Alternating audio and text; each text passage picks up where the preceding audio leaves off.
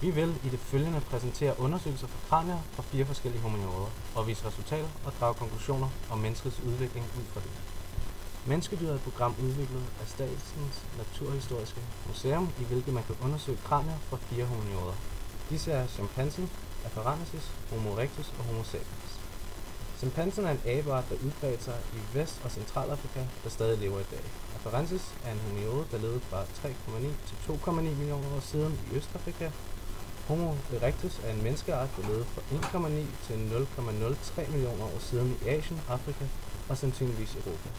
Homo sapien er vores egen slægt, der opstod for omkring 2000 år siden og er i dag udbredt til alle kontinenter.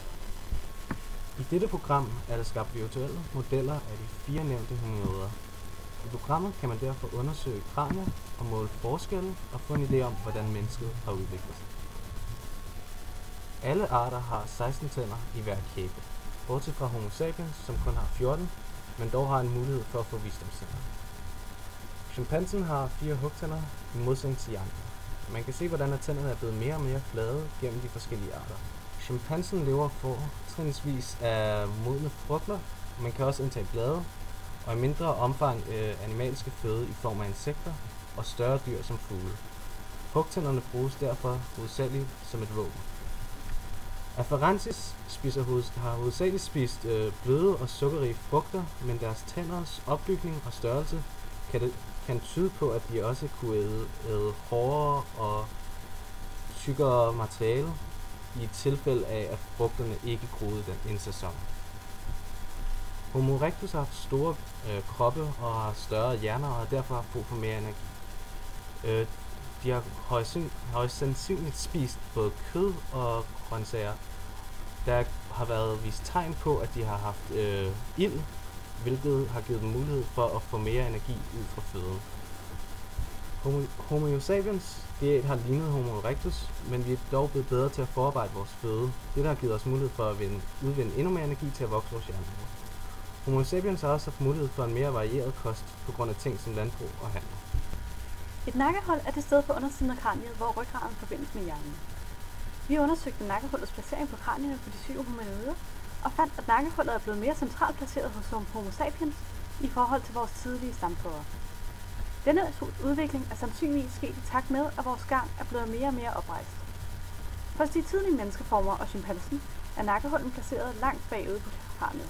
Dette skyldes sandsynligvis deres gang på alle 4, hvorfor det sad næsten på grænsen til baghovedet, således at de kan holde deres hoved i forlængelse af ryggraden og stadig se lige ud, når de gik på alle 4.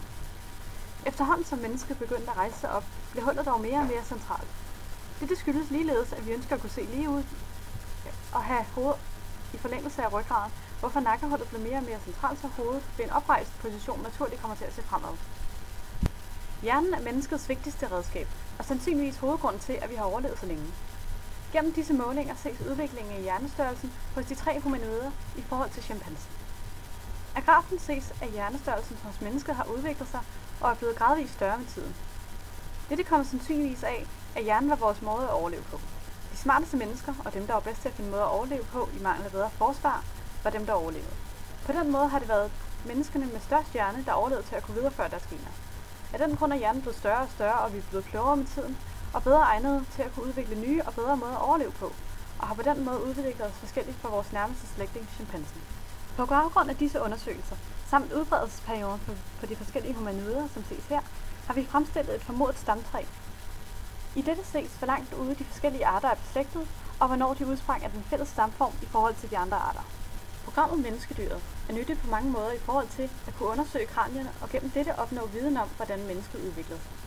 Resultatet kan dog blive påvirket af visse fejlkilder ved denne form for undersøgelse.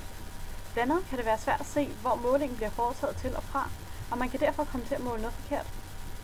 Samtidig kan det være forskelligt, hvor folk måler fra og til, og vi kan derfor også komme til at foretage forskellige målinger ud fra forskellige opfattelser af de ting, vi skulle lave eller måle. På den måde kan der opstå flere forskellige fejlkilder ved brug af programmet.